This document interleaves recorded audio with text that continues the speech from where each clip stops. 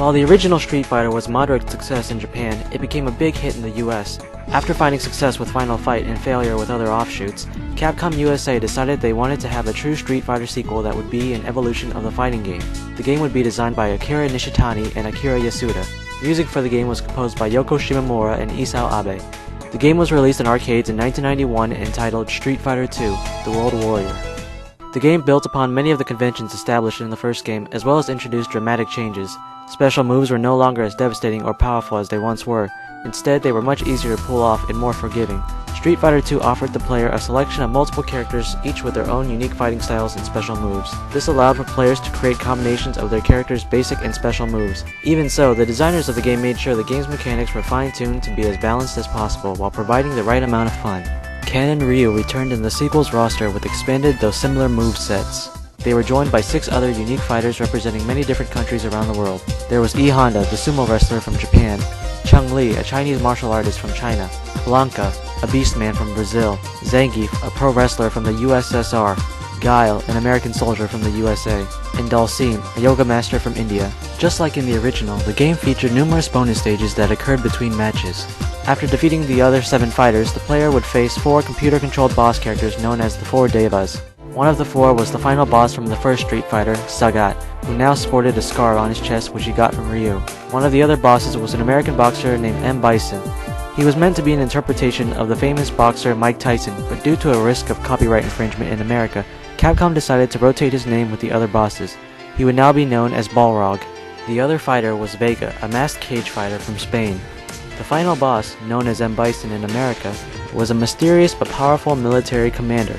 The game's single-player campaign offered something new in fighting games by providing a story for each of the characters regarding their involvement with the tournament.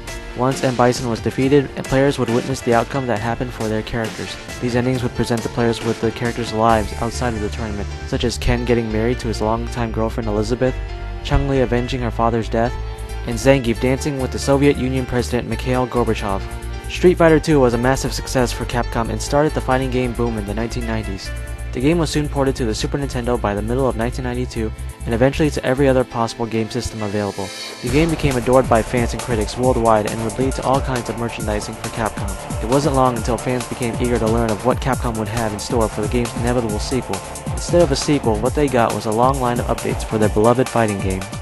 Street Fighter II Champion Edition arrived in 1992 and offered further fine-tuning to the fighting mechanics and better balancing among the characters. Players could now play as the 4 boss characters as well as the same characters in Versus mode. Other updates included redrawn character portraits, recolored backgrounds, and an alternate color scheme for each character. Several bugs that were discovered by players were fixed as well.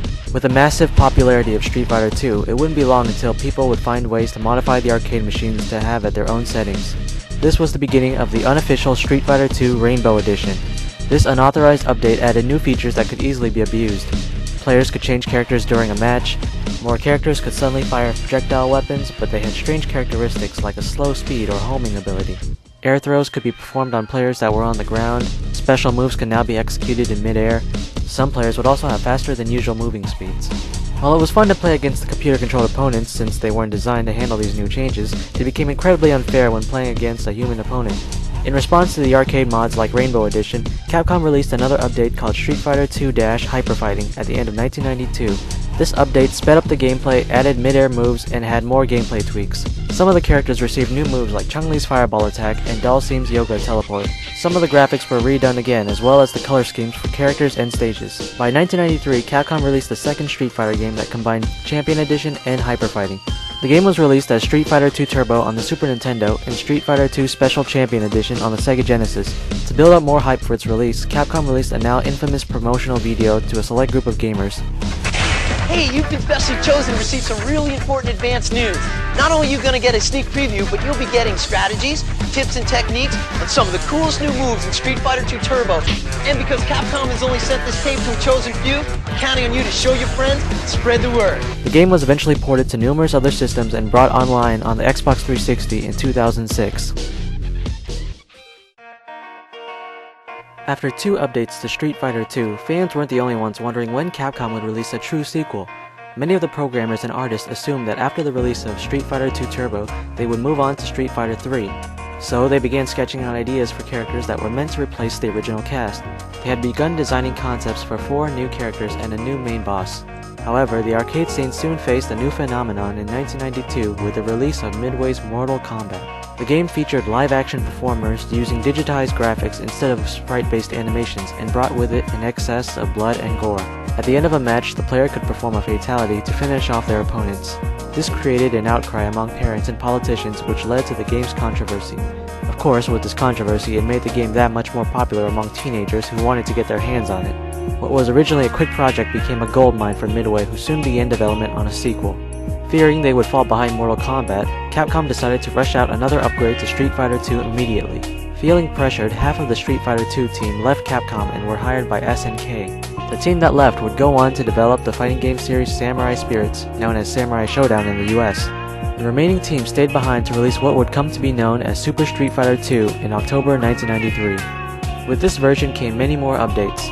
These range from updated graphics, backgrounds, character animations, special moves, character portraits, a new scoring system, a combo counter, and new voices for the announcer and some characters. The biggest update was the 4 new characters from the early Street Fighter 3 concepts that were added to the roster. There was T-Hawk, a large Native American from Mexico, Cammy, a Special Forces agent from England, Fei Long, a martial artist and movie star from Hong Kong who resembles Bruce Lee, and DJ, a kickboxing musician from Jamaica. While these new characters were initially met with resentment among longtime fans, they soon became just as beloved as the original 12. Other fans had gripes, like the new voices for the announcer and Guile were much worse than the originals.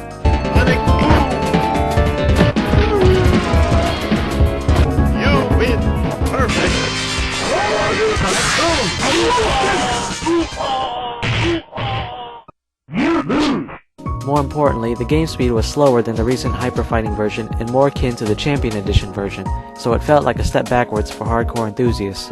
In 1994, Capcom released another update with Super Street Fighter 2 Turbo, which not only increased the speed of the game from Super, but also gave the player the option to adjust the speed to their liking. Air combos were introduced, which allowed players to attack their opponents with juggling moves. Also, Super Turbo introduced the Super Combo Gauge, which, once filled, allowed the player to unleash a very powerful version of a character's attack. Unbeknownst to many players, Super Turbo included a hidden character. His name was Akuma, or Goki in Japan. Players would be able to play as him and fight him as the final boss when playing through the game under certain circumstances. He featured the best aspects of Ken and Ryu and played similarly to them, but was overpowered. Super Street Fighter 2 Turbo would be the last version of the game to be released in arcades. Ever since Capcom found success with the game, it wasn't long before many other companies began creating their own interpretations of the genre. SNK had created games like Art of Fighting, Fatal Fury, and The King of Fighters.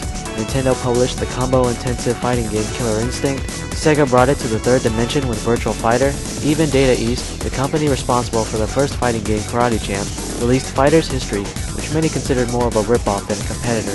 Capcom attempted to keep up with their competitors by updating their game as much as possible. However, many fighting game fans began to draw away from them with the release of Mortal Kombat 2. This game led to one of the biggest rivalries in the arcades and console video games. Not only did the game bring more of the violence that brought it much controversy, but it brought with it a game that many viewed as having deep and varied gameplay on par with Street Fighter 2. So despite Capcom's best efforts, their game soon began to appear stale and outdated compared to its competitors at the time.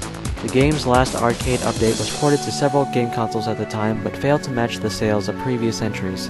In the following years, Capcom began to face a decline not only in the arcades, but within their company as well. In 1995, longtime programmer and designer Akira Nishitani left Capcom to form his own company, ARIKA, and took more of the original Street Fighter 2 team with him. Future updates to Street Fighter 2 continued to be released, but only on consoles as ports or compilations. In 2000, Capcom released Super Street Fighter 2X on the Dreamcast, which featured an online versus mode, but it only saw a limited release in Japan. The next year, Super Turbo was remade for the Game Boy Advance. Super Street Fighter II Turbo Revival featured simplified controls and updates such as redrawn character artwork. To commemorate the 15th anniversary of the series, Capcom released Hyper Street Fighter II in 2003, which was a hybrid version of Super Turbo where players could choose to play a character from any version of Street Fighter II. The game was released in a compilation disc for the PS2 and Xbox. In 2007, Capcom announced they would be resurrecting Street Fighter II with an official 6th version. The game would bring with it redrawn graphics in high definition, rebalanced gameplay, online play, and feature an arranged soundtrack from the video game tribute website Overclocked Remix. It was developed by Backbone Entertainment and headed by David Sirlin, a longtime fan and tournament player of Street Fighter II. After a long development period filled with numerous delays and beta testing, the game was finally released on PlayStation Network and Xbox Live Arcade on November 25, 2008. The new character sprites and backgrounds were drawn by the comic book publisher Udon Entertainment. Players were given the option to change the game mechanics to their choosing, as well as the game sprites and music to its original version. Upon its release, the game received much praise from critics and fans for many of its improved aspects. The remixed soundtrack was seen as a great tribute to the game's original music. The gameplay tweaks designed by David and his team resulted in improving the fighting system. For many, it truly was a game designed for the fans, by the fans. The game proved to be a big success for Capcom both critically and commercially. It broke current first day and first week sales records and sold 250,000 units in less than a month's time.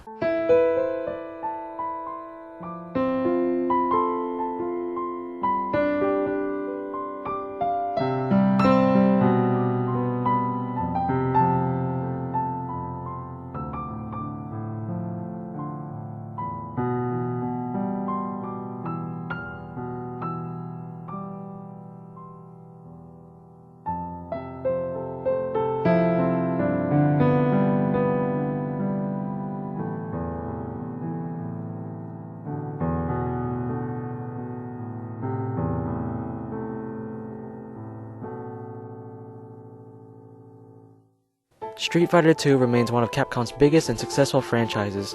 To this day, the original Super Nintendo port of Street Fighter II is still their top-selling video game of all time. Still, after its initial release, the company continued striving to make the best possible fighter on the market by continuing to tweak and balance the game. This would become a common trend with many of Capcom's future fighting games. While the company eventually went on to develop other fighting games, the memories of Street Fighter II's impact continues to stay in fans' hearts. Long after the decline of the arcade scene, fans' desire to return so much that remakes and updates for the game have still continued even after 20 years. Street Fighter II's legacy has proven to surpass the original as well as its former competitors because not only did it bring so many innovations to the genre, but because it remained fun and easy to play for gamers with any level of experience. And because of that, it has become viewed by fans and even developers as one of the greatest video games of all time.